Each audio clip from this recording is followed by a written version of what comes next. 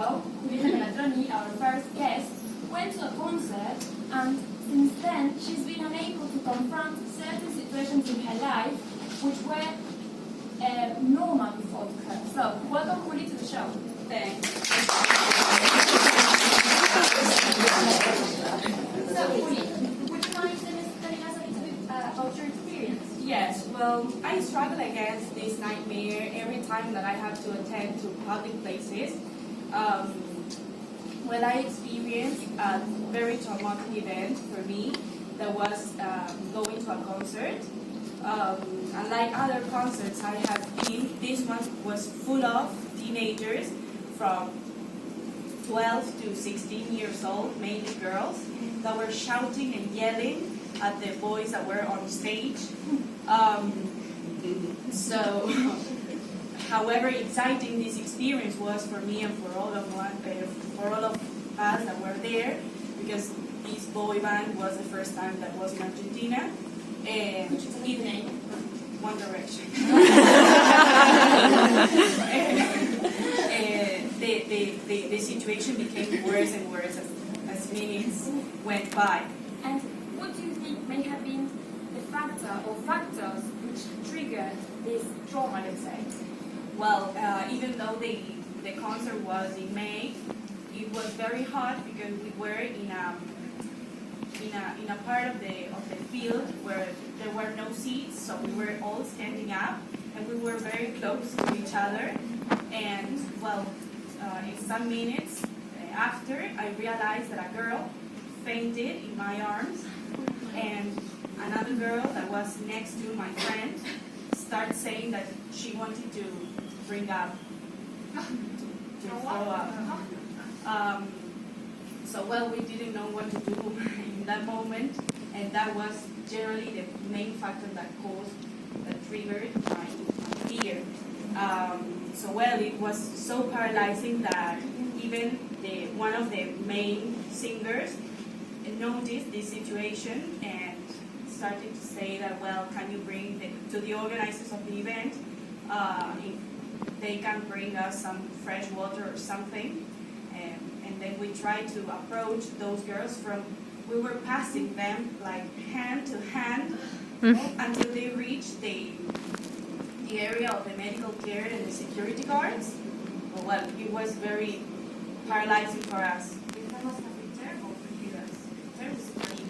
Okay, and when did you find out that you weren't able to do the things that you normally did before in your life? Well, after this kind of claustrophobia or fear of public places developed, I noticed that I couldn't manage to do the same things I did before, and it was very difficult for me to tough those situations out. So well, those situations were very crippling for me, and now for instance, when I have to attend to places, such as shopping centers, public hospitals, supermarkets, whatever, especially when there are many children, well, it is very difficult for me to manage these bouts of anxiety. And my thing is that I have to learn how to overcome those situations. And did you go to get some help? Yes, I went to see and visit my personal doctor, but he prescribed me some medication, but it hasn't done any good. Okay, well, we will see then if any of our professionals that are invited here today can help you then. Okay. Okay, so please take a seat over there, and we will come back to you in a minute. Okay? Thank you very much for joining us.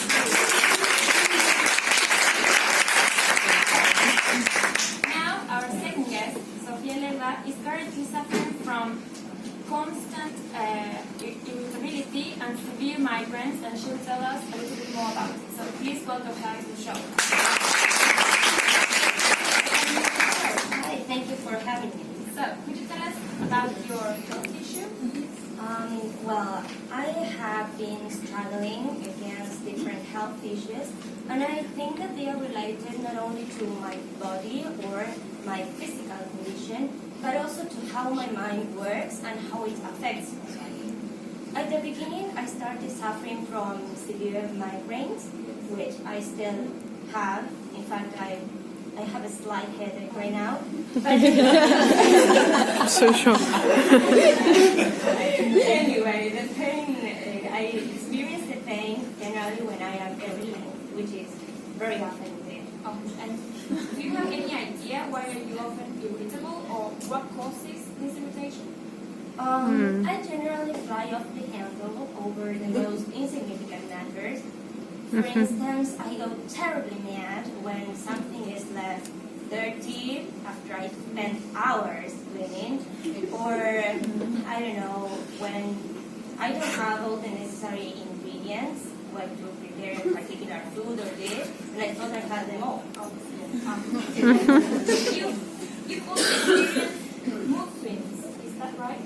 Oh yes, I experienced sharp mood swings.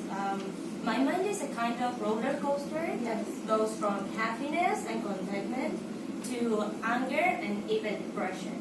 I have days that, I don't know, in less than 2 or 3 hours, I go through all those emotions.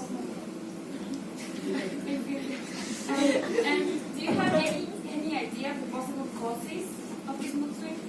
I haven't really paid attention to the possible precipitants, but I guess they are the same issues that trigger irritability. Well, I'm not a doctor, but I think that the fact that you are aware, that you can recognize that certain events or situations trigger both irritability and mood swings has to be really helpful for you in order to know what is going on in your body. Yeah, Sorry. You can really think of any particular situation in which you develop this, or you experience these mood swings? These symptoms in general. Yeah, there are certain situations, particularly unpleasant situations. For example, when my boss yells at me for no reason, or when somebody has been bad-mouthing me, or when I'm in the middle of a quarrel in which I don't want to be. In those situations, I go to pieces. And after these situations, what do you usually do? At the beat, I'm not able to react or defend myself. Eventually, I end up in my room, crying myself to sleep. The thing is that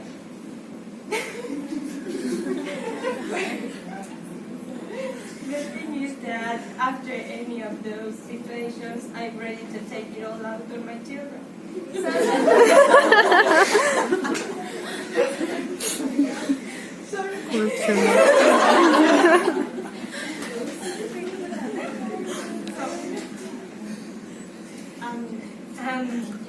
And after all, I feel terribly sad because it's not their fault, and I don't know what to do.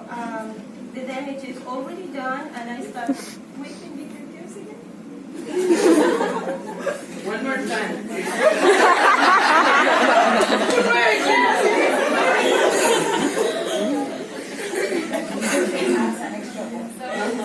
I have been informed by people within your personal circle that you've had suicidal thoughts. Is that right? Suicidal? I want Nunca to sé kill cómo se dice. myself. Yeah, and it is not just a saying. A lot of people know that. Because however hard I try to be a mentally healthy person, I can't cope with all my emotions. I tell myself to be brave and tough it out, but I really can't. And I think that it is very harmful both for me, but also for people close to me, especially my children. Yeah. As regards your physical condition, what symptoms are displayed during these situations? Whenever I am irritable or I experience the mood swings, I start sweating a lot. And my heart rate increases. My muscles get very tense, and I start breathing faster than normal. And there are certain situations in which I get so nervous that I suffer from gastrointestinal problems and, well, the typical migraines. Well, thank you very much for sharing your story, and we will see then if our professionals can help you, as I said before, okay? Okay, so thank you. Okay.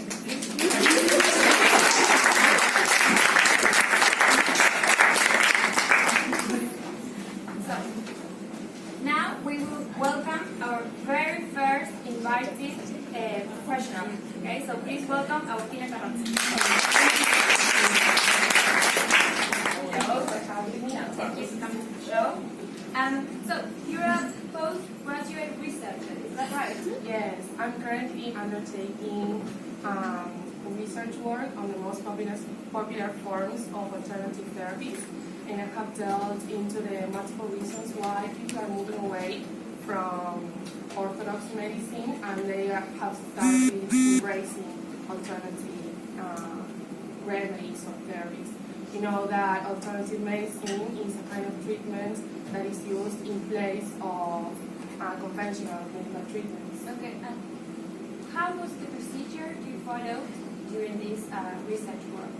Well, first of all, I had to inform myself about the many types of alternative therapies there are. You know that during research, there were some that came up the most. Here they are, and I'm going to explain them very briefly for you to understand what they are about. The first one is acupuncture, that maybe you have heard about it. Yes. It's a method that consists in putting needles into certain parts of the body in order to treat pain or cure disease. For instance, it is very useful for people who are going through chemotherapy, because as you may have heard, people that are going through this process may experience as a side effect vomiting or nausea. So acupuncture in these cases is very useful in order to reduce these side effects. Yes, or maybe with other chronic pain, for instance, back pain, neck pain, or even dental pain. Acupuncture can help you. Yes, acupuncture can be really useful for that. The second main type that came up during my research is Ayurvedic medicine. That is an ancient Indian medical system. It consists mainly on a balance between the mind and the body. They take that into account. And, well, they treat the patient with herbs, with special diets. No, they try not to. Another important kind is Chinese medicine, which is similar in the sense that it also focuses on a balance between the mind and the body, and they usually try to resort to herbal medicine. It can be used with ginkgo biloba, garlic, or ginseng are some of the most common herbs. Okay. Yes. Another kind of alternative therapy is chiropractic care that is mostly used for pain relief. You know, when a person may have had an accident during sports or something related to that. Injury. Yes, a very serious injury. They can be treated, their pain can be treated with chiropractic care. Yes. Yes. It can also be used in the case of migraines or serious headaches. Another kind of alternative therapy is herbal medicine. That is the one that I mentioned in the case in the Chinese medicine. That is commonly used for chronic conditions. You know, allergies, chronic fatigue, premenstrual syndrome, among many others, because it has anti-inflammatory properties. It has also hemostatic properties, so it's really useful in the cases of chronic conditions. Okay. Yes. It's useful to have that in mind. Yes. Yes. And the last one that came up the most during research was Reiki, that nowadays is very common. It's basically energy therapy. You know that many specialists in this area claim that energy blocks can cause illness. So in these cases, it's not only about treating and curing physical injury, but also emotional pain in order to find a balance and treat and cure whatever problem you are struggling with. Okay. What would you say are the main reasons that lead people to choose alternative therapy? Well, first of all, I would say that it's a kind of therapy or medicine that targets the root cause from the very beginning, because not only does it treat the problem or the injury itself, but it also tries to find the root cause of the problem, what is causing it, which is very important in terms of health. Another thing that is quite important is that it's a holistic approach. That is to say that it addresses the mind, the body, and the spirit as all as one. It also pays personal attention to each individual, which is very important because maybe not all therapies or not all remedies work for every patient. You know, there are special cases, which is very important that the practitioner takes time to get to know the patient and suit what they need. Yes. Well, this kind of medicine or therapy also emphasizes prevention, reduces stress and emotional tension. It harnesses anxiety, and it's also said to be more natural than other pharmaceuticals or other prescription drugs. Okay. And what about choosing both? I mean, both orthodox and alternative medicine? Well, there are people that firmly oppose to alternative medicine without knowing that actually alternative medicine can work in tandem with orthodox medicine. Okay. You know, this is called complementary medicine, and it's mainly used, it's about combining, you know, alternative and conventional treatments, making sure that this combination does not produce any setback in health. Okay, side effects. Right. For example, a person with migraines, as your guest, may take prescription drugs and at the same time go to a chiropractor. Okay. So, I mean, the patient can do both. Yes, it's not one or the other. They can be treated by both at the same time. Okay. And well, have you found about anything else that you want to share with us today?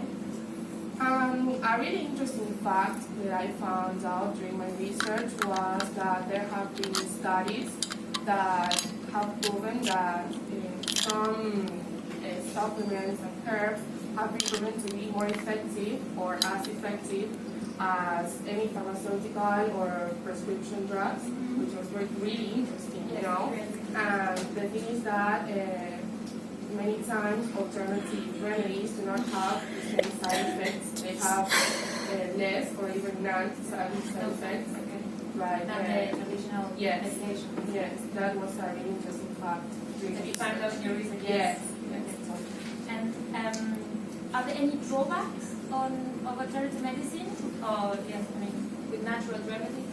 Well, yes. As in any kind of practice, there are certain drawbacks or limitations that alternative medicine may have. For instance, what we were talking about earlier, that what works for one patient may not work for another patient. It's kind of a very relative treatment, you know. It has to be appropriate for one's needs. So that is really important to take into account.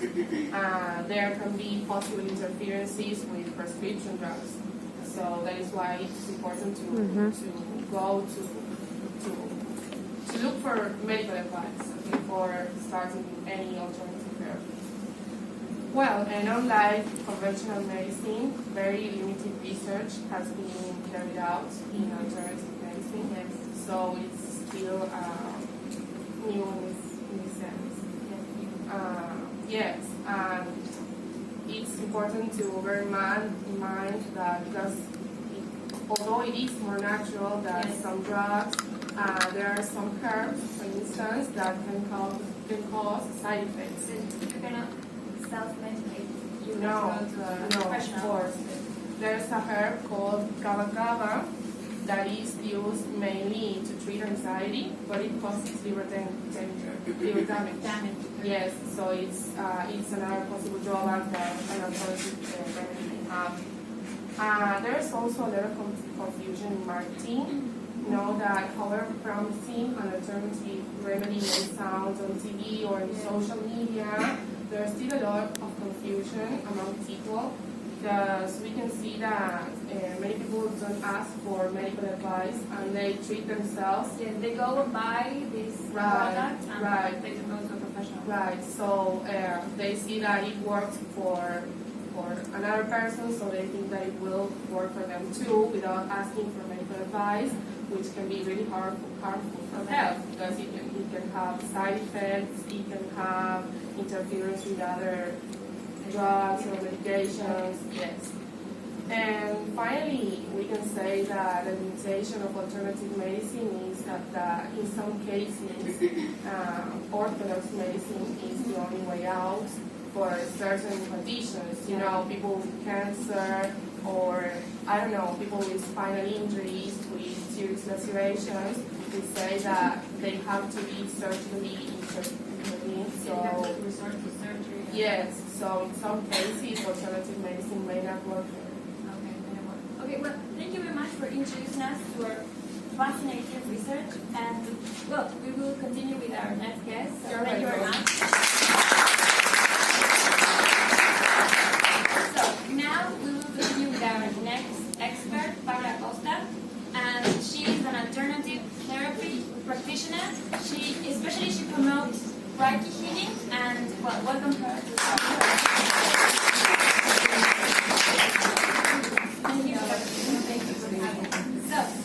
could you tell us what Reiki consists of?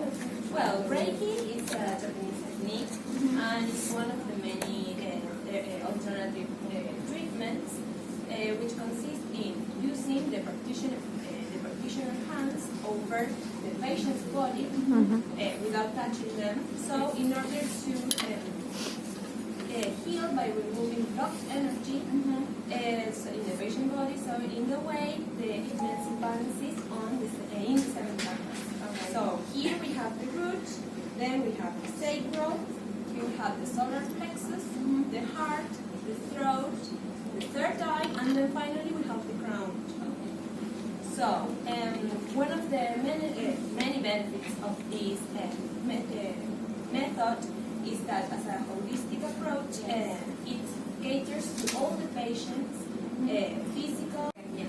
And well, you've listened to the story of our guest here today.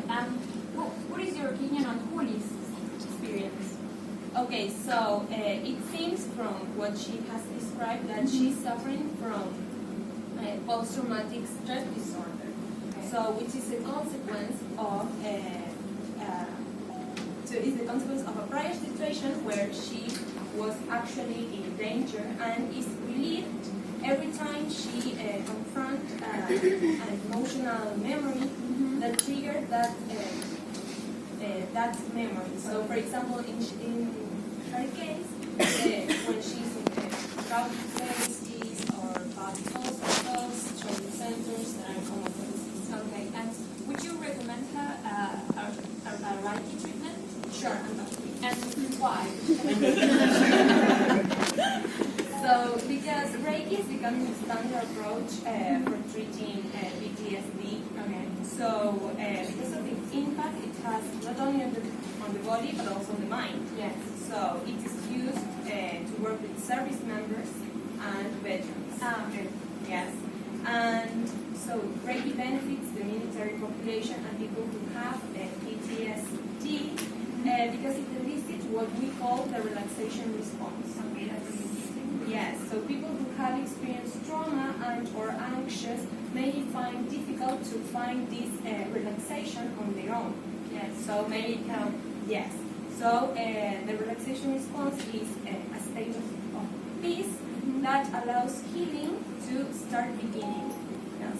Okay, and Juli, do you want to say? Yes, I want to ask the professional whether I can use that prescribed medication that the doctor gave me in tandem with some relaxation techniques is at night when I know that the day after the following day I have to attend to those public places. I start tightening my jaw or my heart rate increases. So I was wondering if that would be possible. Yes, so would you recommend her a complementary treatment, or would you tell her to stop taking the medication the doctor prescribed her right away? No, absolutely. I would recommend to leave behind orthodox medicine. Since it has been discovered that the class of drug used known as benzodiazepines, which are commonly used to treat PTSD, yes, could intensify rather than reduce stress symptoms and could lead to addiction. So be careful with that.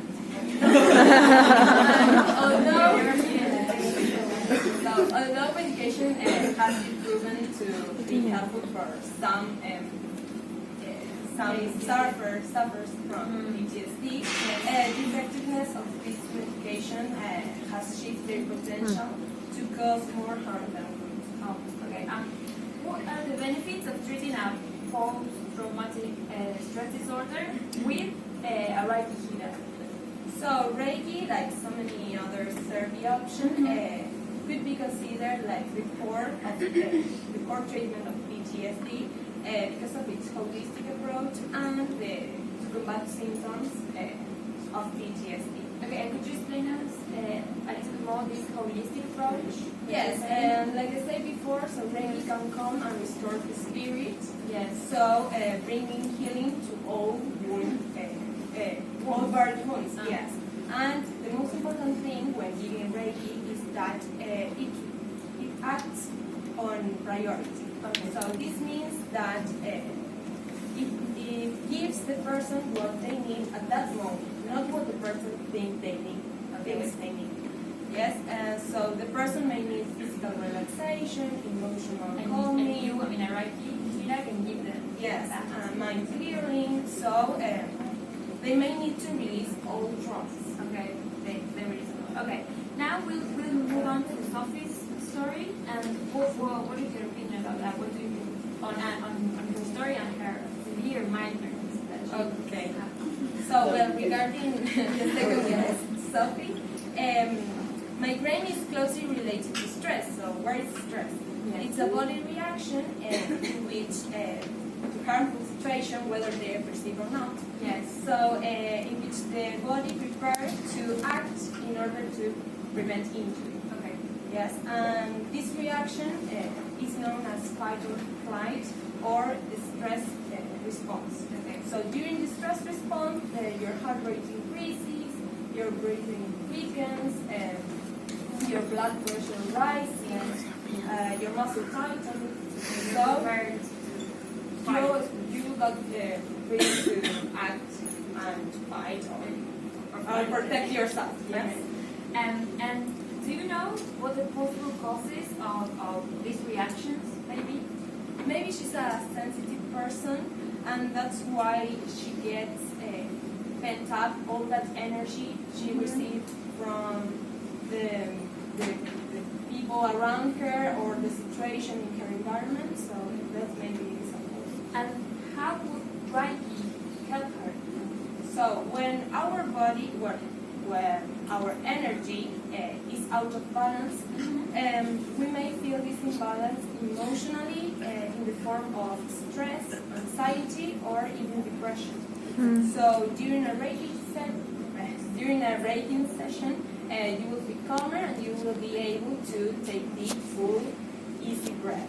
So your muscles start to release, your heart rate will moderate, and your blood pressure and also your anxiety will feel calmer. Yes. Okay. Well, thank you very much for coming in. That has been really fascinating what you have told us about this today. And thank you. Yeah. No. Thank you for coming in. Okay.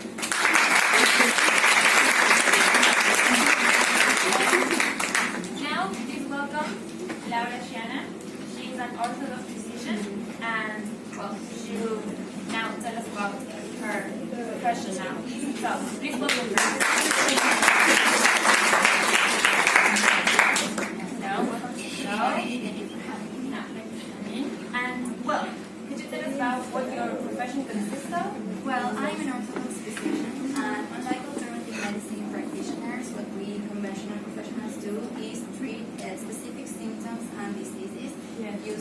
drugs, surgery, or radiation. Okay. While conventional medicine brings about many benefits for people's health, and professionals look for treatments that are more suitable and beneficial for each patient. And okay, so could you tell us the advantages of this orthodox treatment? Okay, well, one of the most important benefits of alternative medicine is that it has traditional medicine is that it has very stringent guidelines, and professionals and physicians who practice it must be highly trained. There is also strict quality control procedures, and each procedure and treatment is based on scientific evidence. Okay. And well, naturally, I believe that you're against alternative therapy and its practices. Okay, right? Yes. Would you mind telling us why? Why you're against? Yes. Well, I must say that however enticing these alternative treatments may seem, they are morally dubious practices, and they trigger severe negative effects on people's health. Well, to start with, alternative medicine treatments are not always based on scientific evidence, but rather on anecdotal evidence. So therefore, it is hard to prove to the scientific community that alternative treatments are anything more than a placebo. Secondly, secondly, people have this wrong idea or thoughts that just because something is natural, it means that it is safe and healthy for our health, for our body, when in fact it is not. Here we can take the example of the herb kava, which is a herb that is taken from the roots of the plant Pipemethysticum. It is often used to treat anxiety, but it makes patients struggle against liver damage. What is more, we can see here in this article that it has been restricted from in many countries, for example, Switzerland, Germany, France, Canada, and the UK. As we can see here, the use of this herb has been linked to at least 25 cases of liver toxicity. For that reason, it has been restricted. Okay, and do you have any more evidence? A further negative effect that alternative medicine treatments can have on people's health is that they may interfere with prescription drugs. If we go back to the example of this herb that I have previously mentioned, if you use this herb, if you decide to use it, you should never use it in tandem with psychotropic medicines that are used to treat psychiatric disorders, including antidepressants and mood stabilizers. Okay. And do you have any more evidence to prove what you're saying? Yes. Here in this view, we can see that by choosing this alternative or holistic approach over orthodox medicine, it triggered that a 4-year-old boy had this, was nearly to death. He was about to die. Yes. He took 12 alternative treatments that, yes, they did not work. He was almost taken away from their parents, and because of this malpractice.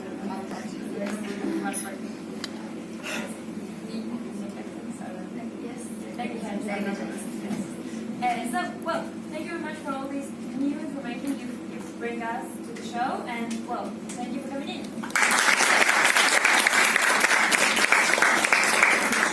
So, we've now welcomed our fourth expert, Valeria Bonzano. So, please welcome her to the show.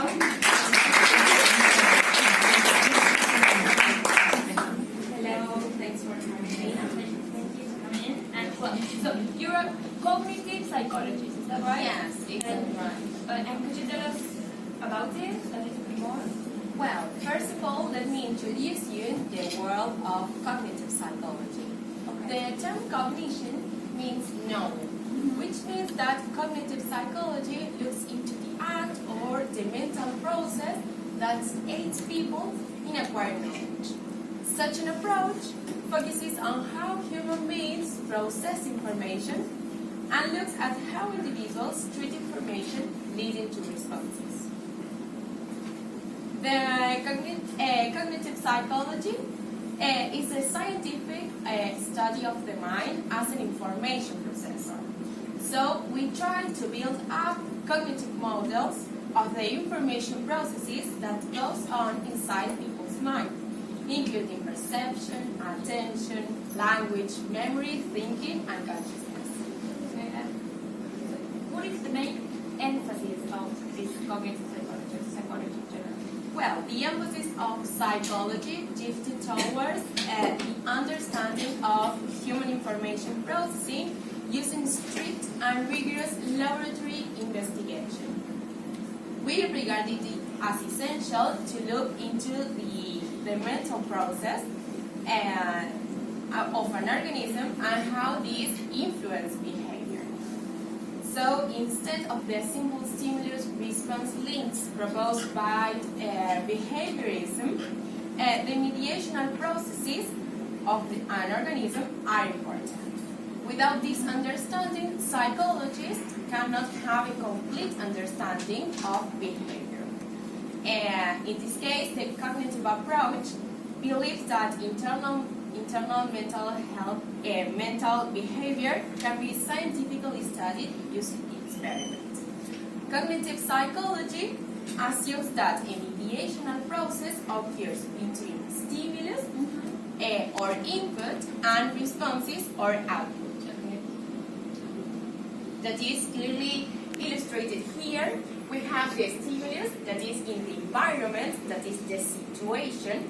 Then we have the mediational process, that is the mental event, that is how people think about that situation.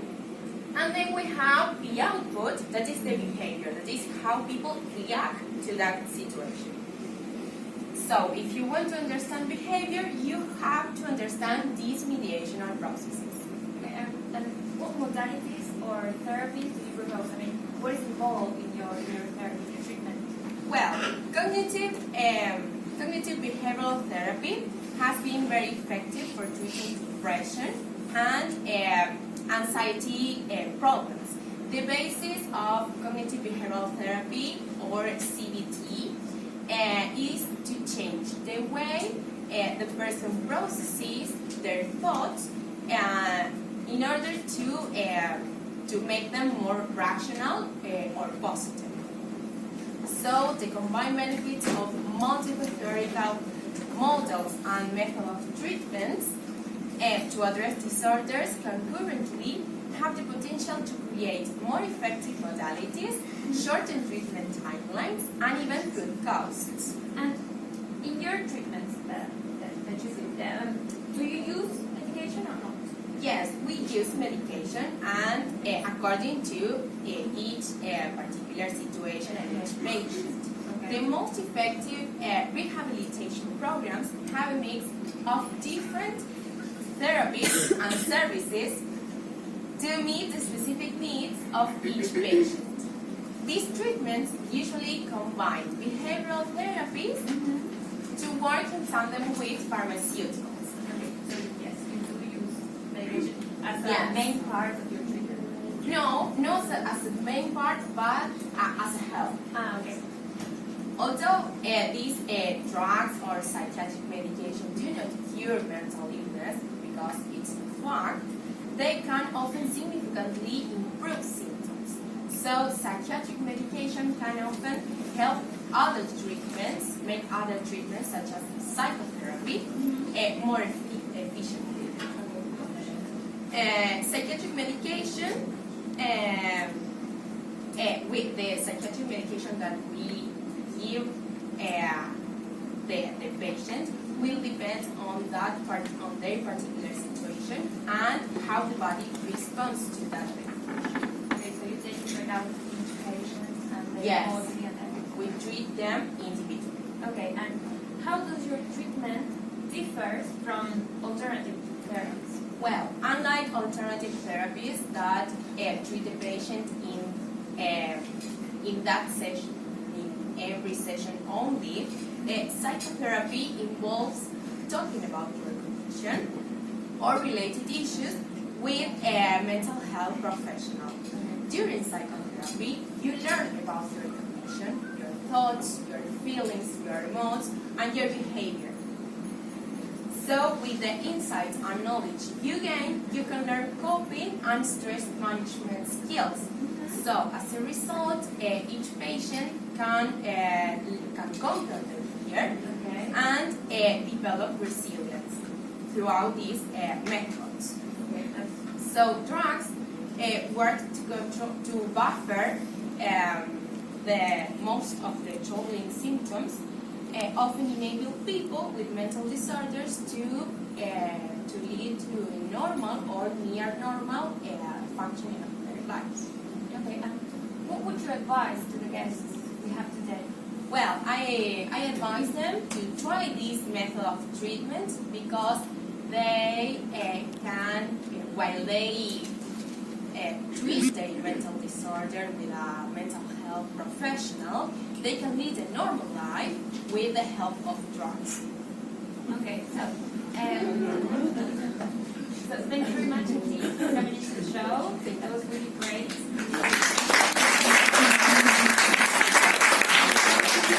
So now we welcome our very last expert, Tello. Please welcome her.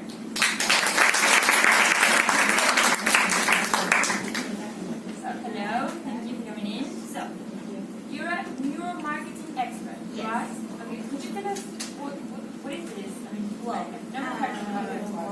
yes. Well, in neuromarketing we have neuro, which means the brain, and marketing, which is basically I'm going to try to sell you something that you may not even need. Okay. But you said you know that. Yes. Jokes aside, neuromarketing is the study of how people's brain react to advertising and other brand-related messages.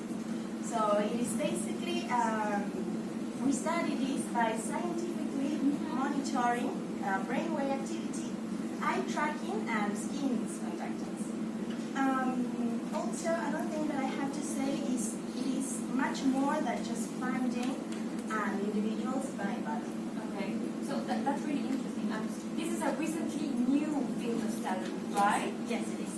But although it is one of the youngest sciences within marketing, Yes. it is gaining protagonism as it is a field and a technique that delves into the non-conscious reactions that underlie the consumer's behavior. Oh, that's great. And could you tell us the difference between neuromarketing and, the other Marketing? Yes. Okay. Traditional marketing? Yes. Sorry.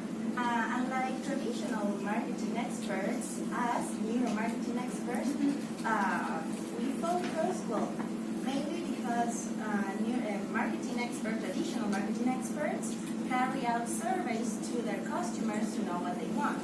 But us, neuromarketing experts, focus on the physiological changes that happen in their body at the time that they are asked these questions. Okay, and how do you kind of measure these physiological changes that happen on the body of the individual that you're... Well, mainly to perform these measures, we use some various techniques. For example, we use facial coding, which is we measure the emotion being displayed in the consumer's face at the time that they are asked the questions. And also we use eye tracking, what we call the lie detector, which is actually a skin conductance test, in which we measure the heart rate, the blood pressure, and also the electricity flow between the fingers. Okay, that's great. We have also two other tools which are mainly applied to neuroscience, that are the EEG, mostly known as electroencephalogram, in which we measure the small currents on top of the skull, and also the MRI, which is the magnetic resonance imaging, in which we measure the amount of oxygen being consumed by the brain in the different regions of the brain. Something that is worth highlighting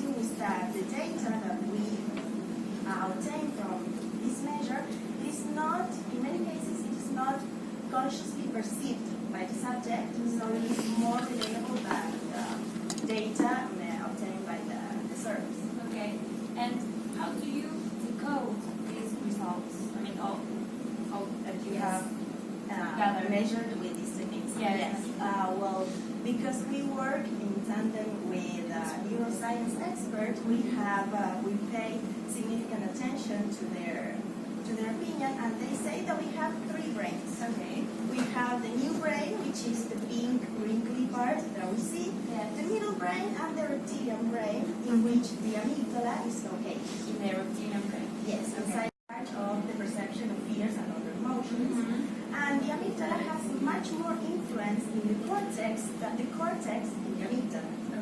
So these neuroscience experts claim that we are maybe influenced, where our behavior is strongly influenced by emotions. Okay, so you are saying that neuromarketing experts can make us, consumers, can make us buy products by actually influencing or managing our emotions, manipulating our emotions? Yes, exactly. Not manipulating exactly, but since one of the reptilian brain stimuli is emotional, we can play on your fears and other uncomfortable emotions to make you buy maybe a product that you don't need, but we can also obtain other results.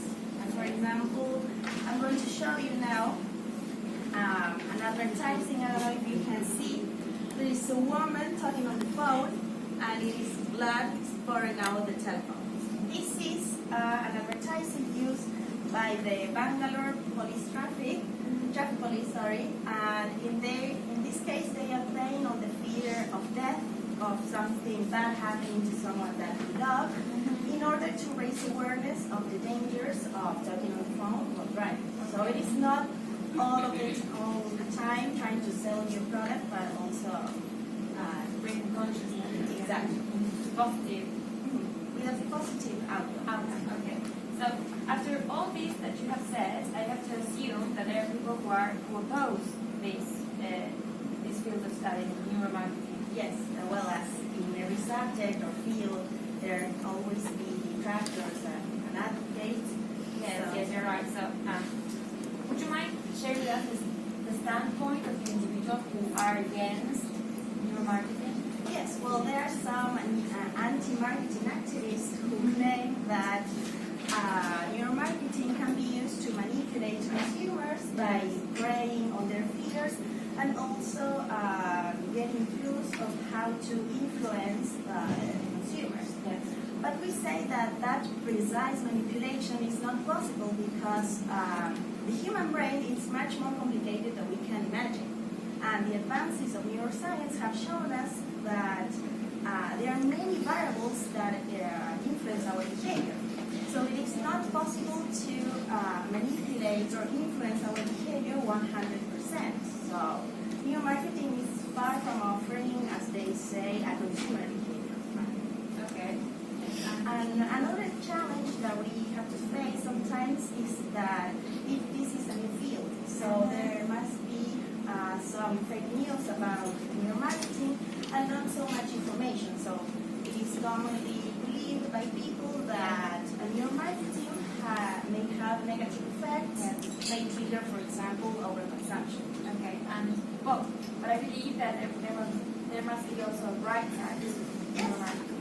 Yes, because well, however hard it seems to believe, this knowledge that I mentioned before about the reptilian brain can be used to obtain benefits. For example, in San Marcos, California, energy users decreased their consumption when they were informed about the average consumption of their neighbors, which was in many cases significantly less.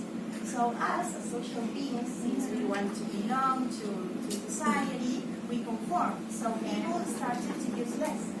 And well, those energy users whose consumption decreased, they were sent a smiley face on their bill.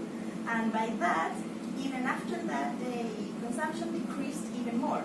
So we can see here how we can Really positive outcome. yes, and how we can influence people's behavior by their emotions. Okay, well, that has been really, really fascinating. Thank you for informing us on this emerging field. So thank you very much for coming in.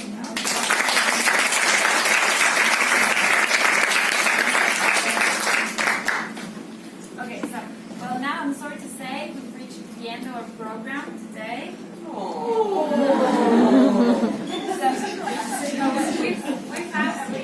We've had a great show today. We've had two great guests, so thank you for coming in. Our 5 experts in the field. They have told us about their fields of studies, which has been really interesting and fascinating. So thank you for listening. Well, we've all learned a little bit more about alternative and orthodox medicine. I believe, I hope we have. And well, you can remember that you can re-watch this program and all our previous programs. And you can visit us at channel4.tv/TheIM show. Okay? So, thank you for staying with me until the end of the show, and thank you for coming in.